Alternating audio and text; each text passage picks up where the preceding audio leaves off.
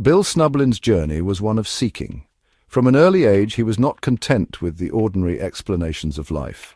He felt a deep, almost magnetic pull towards the mysterious and the unknown, a curiosity that set him apart from his peers. From a young age, he felt a pull towards the mysterious and the unknown. This curiosity was not just a passing phase, it was a defining feature of his character. He would spend hours reading about myths, legends, and the supernatural, trying to understand the world beyond the visible. This led him down a path few dare to tread, the path of occultism. Unlike many who dabble in the occult out of mere curiosity, Snublin was driven by a profound need to uncover hidden truths. He believed that the answers to life's greatest questions lay in the shadows, waiting to be discovered. Snublin delved into witchcraft, exploring its rituals and beliefs. He was fascinated by the idea that ancient practices could unlock powers and knowledge beyond the ordinary. He meticulously studied the rituals, hoping to find a key to the universe's secrets. He sought knowledge from ancient texts, hoping to unlock the secrets of the universe. These texts, often written in cryptic languages and symbols, became his guides. He spent countless nights deciphering their meanings, convinced that they held the answers he sought. His thirst for esoteric knowledge led him deeper into the world of secret societies.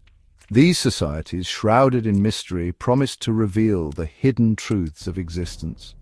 Snublin was drawn to their allure, believing that they could offer him the enlightenment he craved. He encountered groups that promised power and enlightenment. These groups, often operating in the shadows, claimed to possess ancient wisdom and secrets passed down through generations. Snublin was eager to learn from them, hoping to gain the knowledge that had eluded him. Snublin's experiences with these groups left him with more questions than answers. While he gained some insights, he also realized that the path to true understanding was fraught with challenges and uncertainties.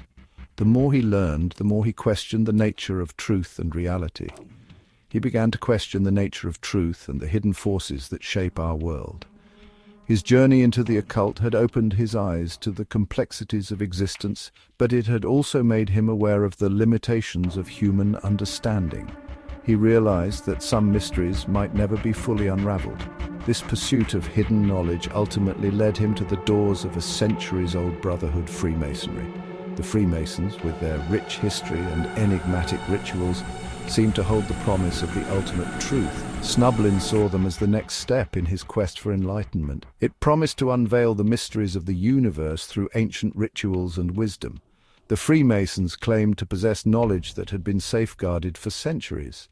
Knowledge that could provide answers to the deepest questions of existence. Snublin saw it as the next step in his spiritual journey. He believed that by joining the Freemasons, he would finally gain the enlightenment he had been seeking for so long. He was ready to immerse himself in their teachings and rituals, hoping to uncover the ultimate truths of the universe. Little did he know, this decision would plunge him into a world of secrets, rituals, and a hidden agenda that would shake him to his core. The journey that began with a quest for knowledge would lead him into a labyrinth of mysteries, challenging everything he thought he knew about the world and himself. The air crackled with anticipation as Bill Snublin stood before the imposing doors of the Masonic Lodge. He was about to embark on a journey unlike any other. The initiation ceremony was a tightly guarded secret, shrouded in symbolism and ritual.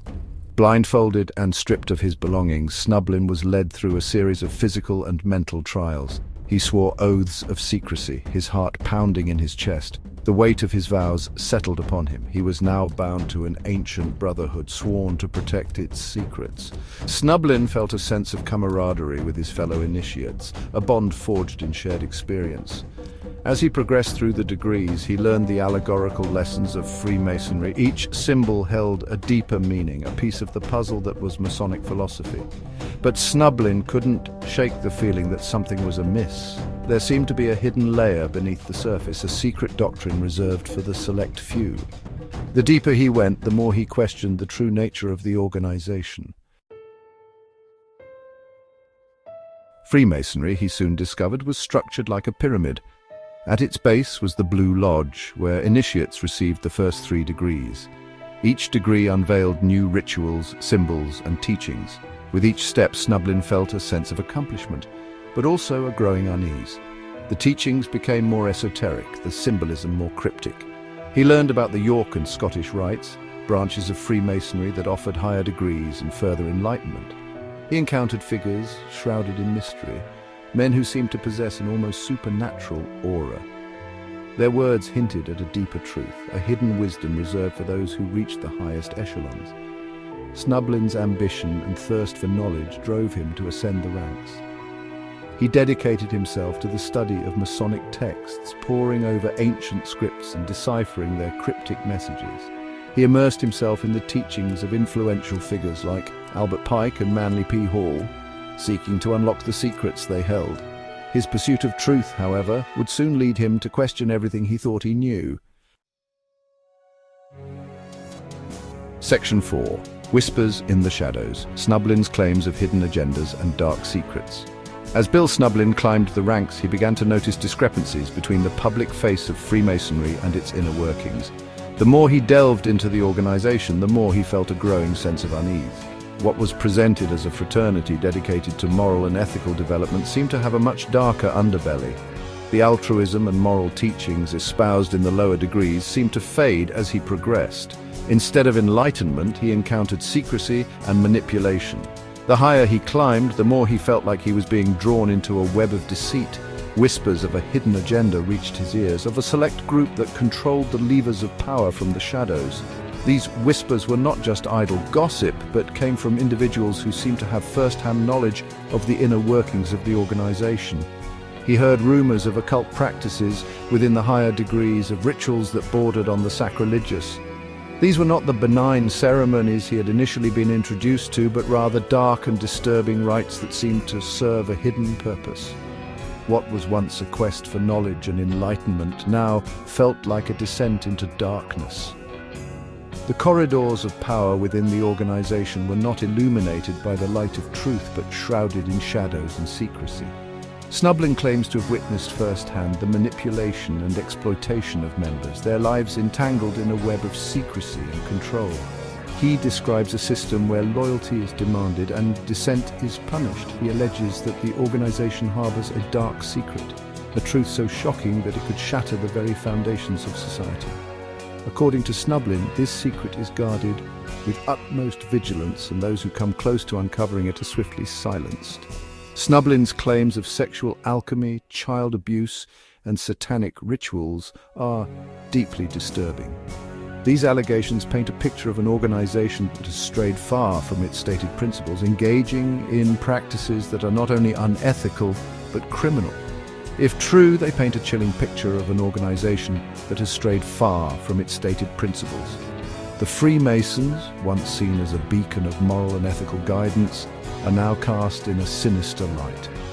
These accusations, however, are highly controversial and lack substantial evidence.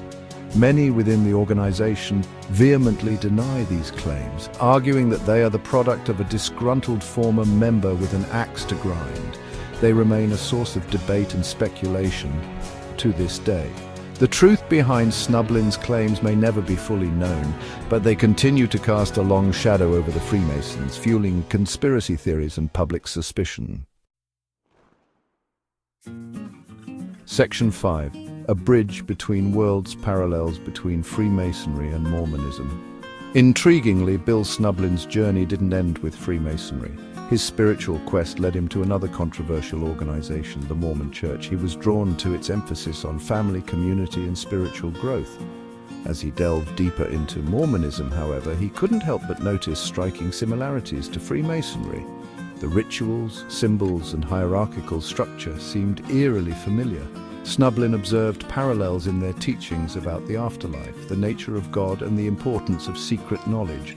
This led him to believe that the two organizations were linked, perhaps even sharing a common origin. He rose through the ranks of the Mormon priesthood, participating in temple ceremonies that reinforced his suspicions.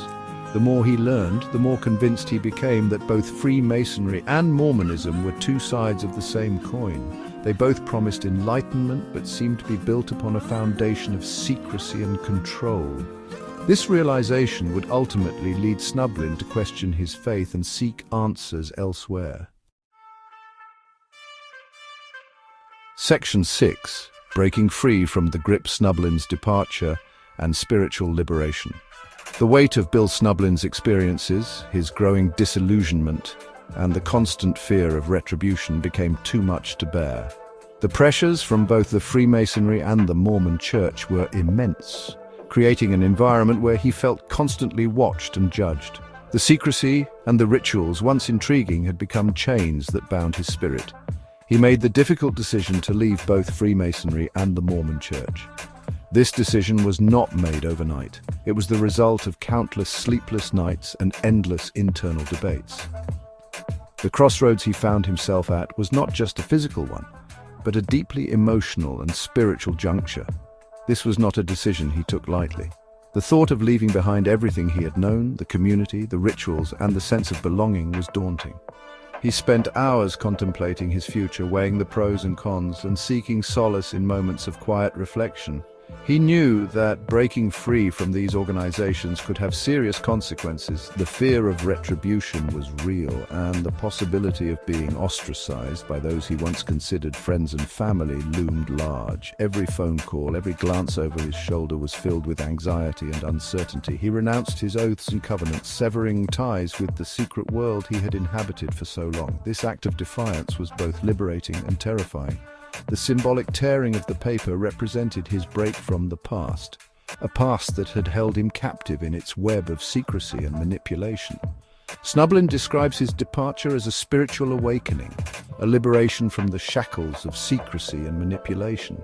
Standing on that hilltop with the sun rising behind him, he felt a profound sense of freedom. The world seemed brighter, the air fresher, and his mind clearer than it had ever been. He felt a sense of peace and clarity that he had never experienced before.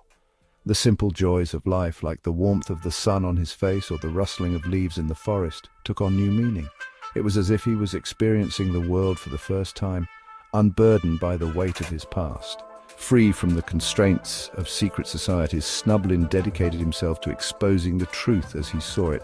He began to write extensively, documenting his experiences and the insights he had gained. His journal became a testament to his journey, a record of his transformation and newfound purpose. He became an outspoken critic of Freemasonry and other organizations that he believed perpetuated a system of control and manipulation. His speeches were passionate, filled with the fervor of someone who had seen the light and wanted to share it with the world. Interviews and public appearances became his platform to spread his message. He shared his story with anyone who would listen, urging them to question everything and seek truth beyond the confines of organized religion and secret societies. His mission was clear: to awaken others to the possibilities of a life free from the shadows of secrecy, a life filled with authenticity and spiritual liberation.